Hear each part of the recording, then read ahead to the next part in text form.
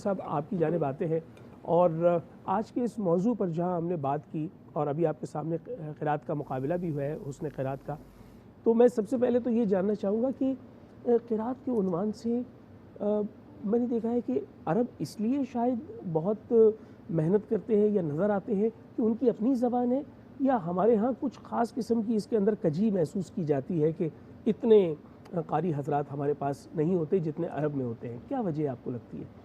या हमारे लहजों में फ़र्क है या हमारे एटमॉस्फेयर में फ़र्क है? अरबों को ये अहमियत इस हवाले से हासिल है कि उनकी मादरी ज़बान है, मादरी भी है, पिदरी भी है, लेकिन भर के हाँ। हमारे उसमें मादरी कहा जाता है जी। तो वो हरूफ को जिस तरीके से मखारज से अदा करते हैं, तो वो बचपन ही में उनकी घुट्टी में ये चीज़ें पड़ी हुई होती हैं। और हम लोग जो हैं, हमारी जो ज़ुबान बोलते हैं उसका तकाज़ा कुछ और होता है और इसके मखारज का तकाज़ा कुछ और होता है।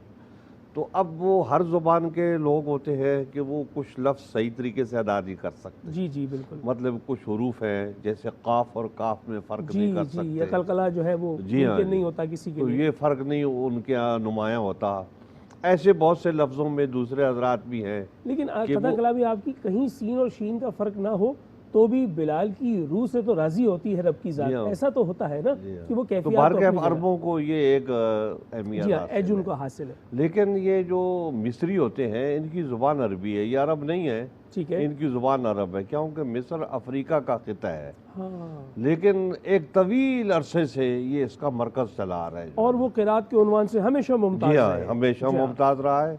और पूरी दुनिया में ये मिस्री क़ुरा हज़रात जो हैं ये फैले हुए हैं और ये दूसरे ममालिक जो उनको मंगवाते हैं ताकि हमारा लबो लहजा जो है वो अरबी हो जाए, यानी जो गैर अरब हैं उनका लबो लहजा अरबी हो जाए और वो कुरान हकीम को उसी लबो लहजे में पढ़े जिसमें सहाबा इकराम रिज़वानुल्लाह ताला अलैहिम अजमईन पढ़ते थे। तो मकसद ये होता है जो है। अच्छा, मैं साथ ही साथ मुफ्ती साहब आपसे ये भी जानना चाहूँगा, उलमाए कराम का उन्वान चूँकि आज हमने अल्लामा और मोहम्मद नकवी साहब की रहलत के उन्वान से तय किया, तो मैं जानना चाहूँगा उलमाए कराम की बुनियादी ज़िम्मेदारी क्या है माशरे में?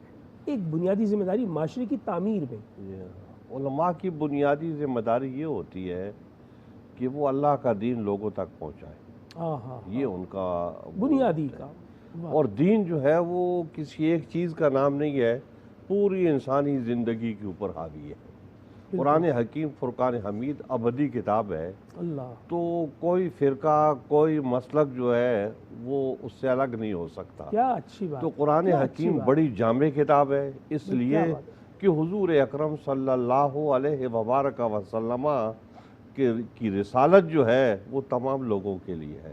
तो इससे पहले जो अंबिया इकराम थे वो खितों तक महदूद थे या कबाइल तक महदूद थे। हुजूर अकरम सल्लल्लाहु अलैहि वसल्लम सारी इंसानियत के रसूल हैं और क़यामत तक के रसूल हैं। तो इसलिए हुजूर अकरम सल्लल्लाहु अलैहि वसल्लम को जो किताब दी गई है तो वो क़यामत तक आने वाले जितने मसाइल हैं उनका वो लेकिन आपने इत्तेहाद बैनुल मुस्लिमीन का जो जुमला कहा है वो इस बात की गमाज़ी करता है कि सच न्यूज़ की स्क्रीन से हम भी दाई हैं इत्तेहाद बैनुल मुस्लिमीन के। मुख्तसर वक्फे के बाद दोबारा हाजिर होते हैं।